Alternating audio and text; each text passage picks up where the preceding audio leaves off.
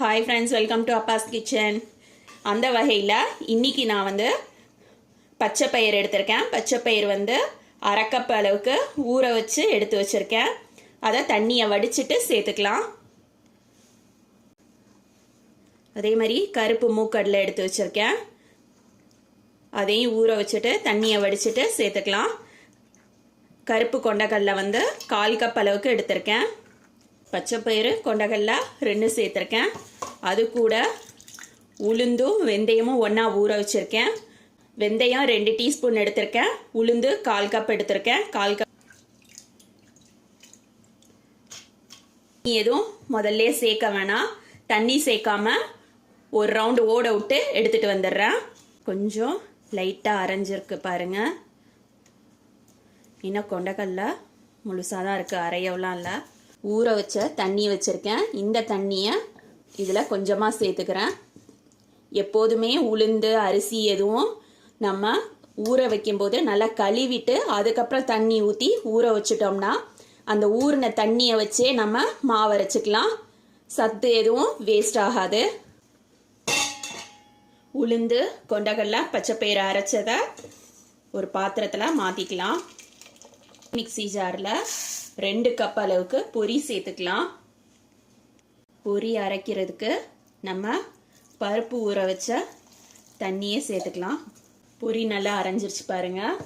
இதில் பச்சரிசி எடுத்திருக்கேன். பச்சரிசியை நல்லா கழுவிட்டு ஊற வச்ச அரிசியை தண்ணியை வடிச்சிட்டு பொரி அரைச்ச அதே மிக்ஸி ஜாரில் சேர்த்துக்கலாம். பருப்பு ஊற வச்ச தண்ணியும் சேர்த்துக்கிறேன். பருப்பு உள்ள நம்ம அரைச்ச அரிசி சேர்த்துடலாம். மாவு அரைச்சாச்சு. கல்லுப்பு சேர்த்துக்கலாம். கல்லுப்பு சேர்த்துட்டு நல்லா கையால் மிக்ஸ் பண்ணி விட்டுக்கலாம்.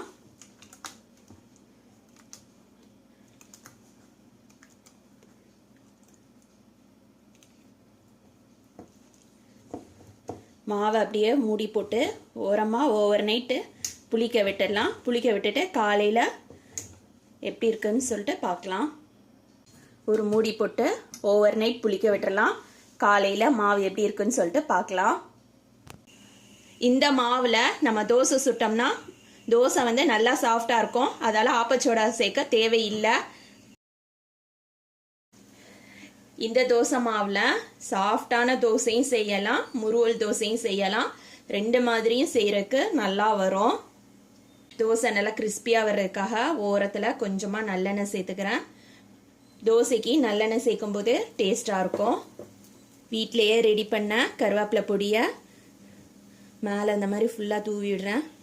வெறும் கருவேப்பிலை பொடி மட்டும் மிக்ஸ் பண்ணி கொடுக்காம அது மேலே லைட்டாக இட்லி பொடியை தூவிட்டோம்னாக்கா பசங்களுக்கு டேஸ்ட் ஒன்றும் தெரியாது.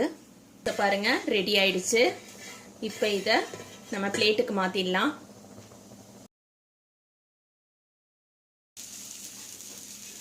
தோசை பாருங்கள் எவ்வளோ கிறிஸ்பியாக இருக்குன்னு சொல்லிட்டு.